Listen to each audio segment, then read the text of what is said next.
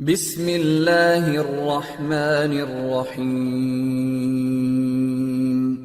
رب زدني علما. So now the next thing we'll try to understand about the control plane option, that is LISP, the locator and identity separation protocol. So this is going to be the main part based on the control plane. Like if you go with a traditional routing, as I said, this is going to be a different from the normal traditional IP routing.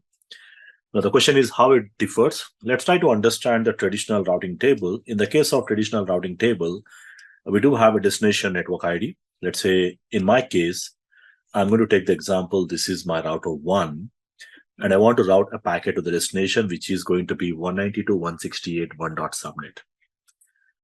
Now, when you are trying to do that destination, so you will have a routing table, and in that routing table, you will find the destination entry with a subnet mask. And as you can see there, to reach this network, there might be multiple routes. As of now, this is only one route you can see, but let's say if you have a connection, you may have multiple routes to reach out to that particular network. There will be one route which is the best. Let's say the best route is via 10.002 to reach out here. And it's going to write down the next hop, and then there will be an exit interface or which is going to point to the destination. So the entire traditional routing, whatever the routing we use, it is going to completely work based on the IP address and the subnets. And this IP address or the destination network is going to be identifying the location where exactly that is, and that is decided by the routing table. So based on the routing table, and then the packet goes to the next router, the same thing happens, goes to the next router, and then to the next router before it actually reaches the destination. Now here, in the case of LISP, the control plane job, the way the control plane works is totally different. Now let's try to see how exactly different. But before we jump into understanding the different process, we need to understand first what are the drawbacks. So if you try to say, let's say, again, I'm talking about the traditional routing, the IP routing, what we have learned, what we have been doing all these years.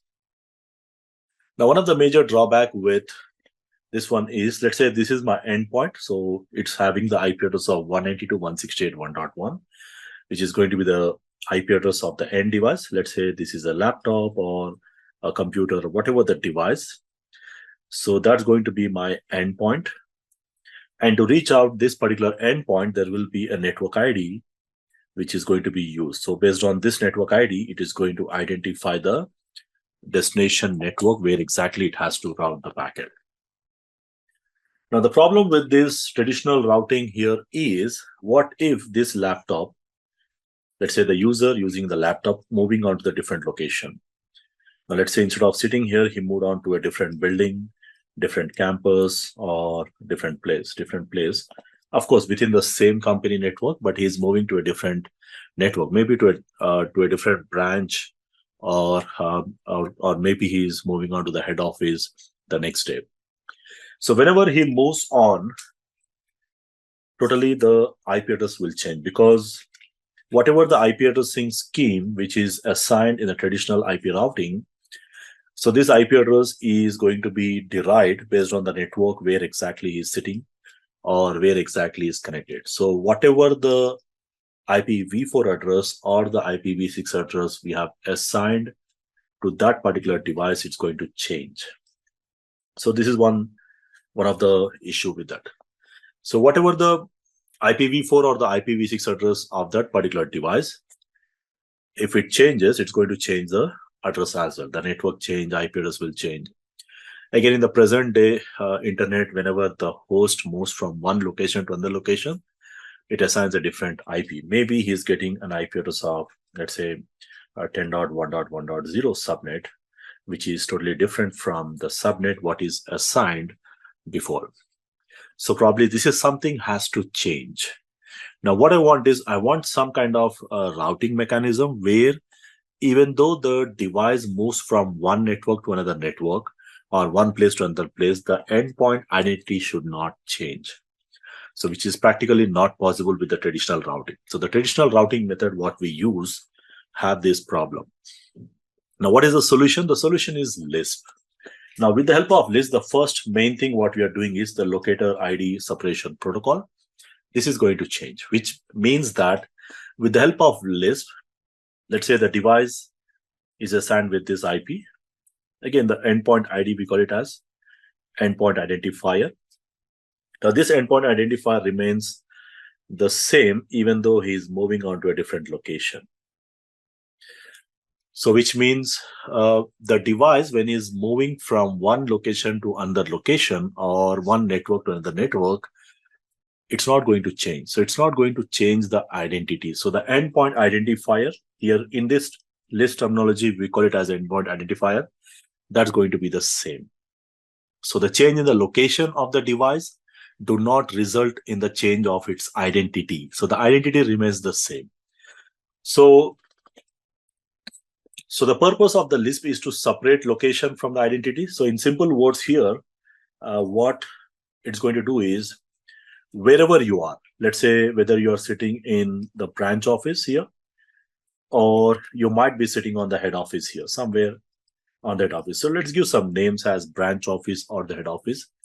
So wherever you are, probably where you are, the network can change, which means either you might be sitting in the branch office or the head office, so the network will change, but who you are is not going to change, which means who is nothing but your identity, your identifier, that's going to remain the same.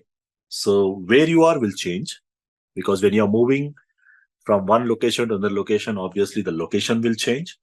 So the location is going to change, but your identity is not going to change. So in other words, we can also say like, when the device moves from one location to another location, it still retains the same IPv4 or IPv6 address. So if I'm assigning this address, even though he's going to move on to the different location, it still retains that address. So to ensure that the identity do not change for the host, even within the change in the location, requires some kind of mapping system. So again, as I said just now, like, okay, when we assign this address, this is going to use the same address, but that's not really possible unless and until you have some kind of mapping database or the mapping system.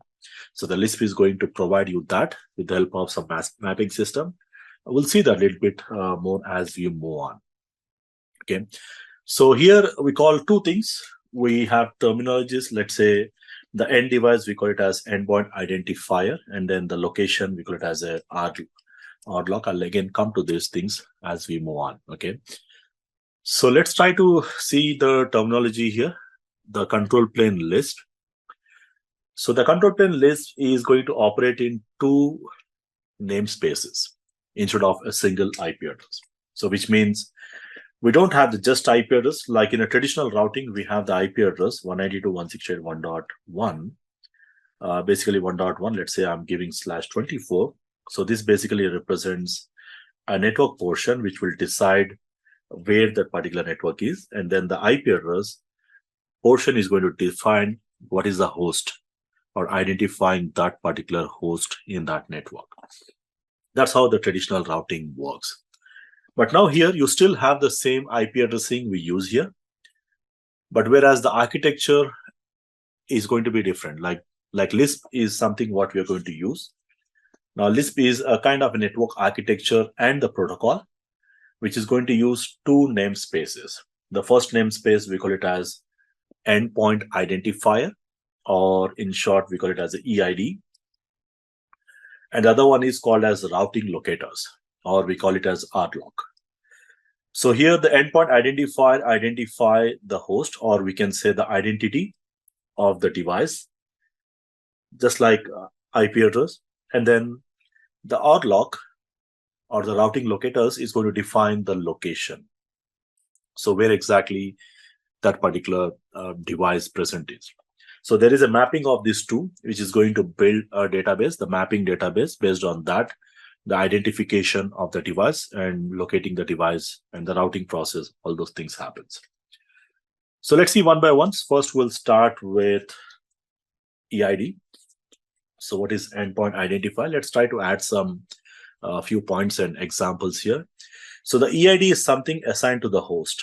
The end devices will be assigned with an endpoint identifier value, and those endpoints can be any of your servers, or it can be any of your PCs, laptops, or any mobile devices, printers. It can be any of the end device. So the every end device will have an endpoint identifier. So normal devices, we can say.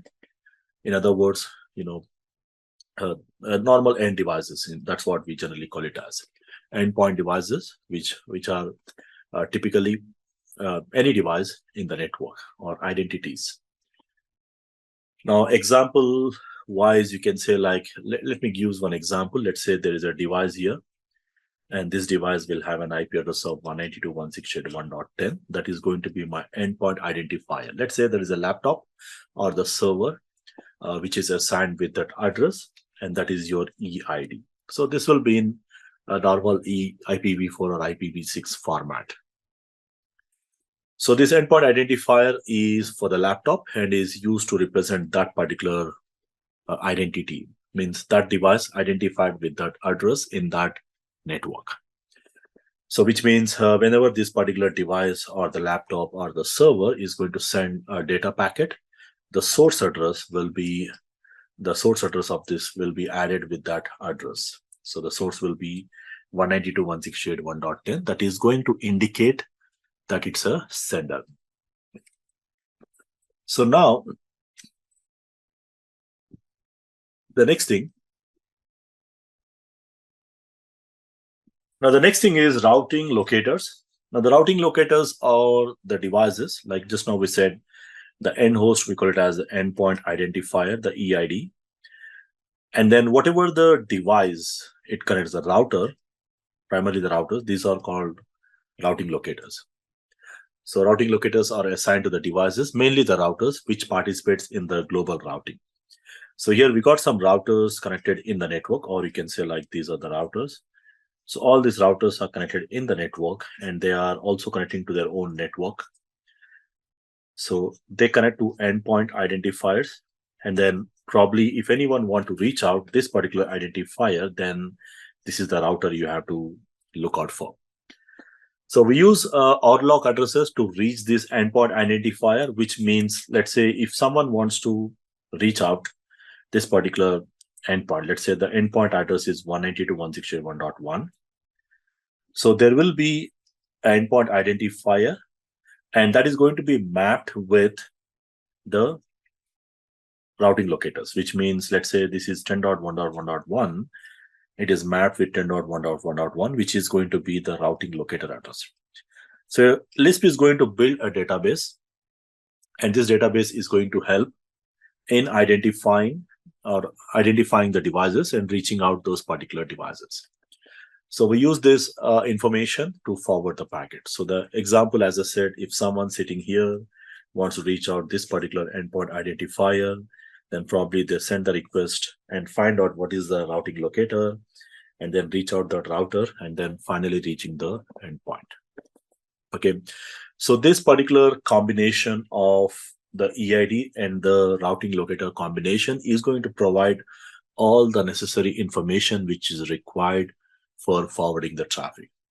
Because at the end, you need to reach out that particular end device EID, which will not change even if you move the device. Only the mapping database will be updated to some other routing locator in case if this endpoint identifier is moving from one location to another location. So that will be updated, and accordingly, if someone wants to reach out this particular endpoint identifier or the host, then the routing locator database will be updated, and it is going to reach out this router. Okay, so as I said, the routing locator is going to identify the current location of that particular endpoint, which is responsible for forwarding the traffic to the end host.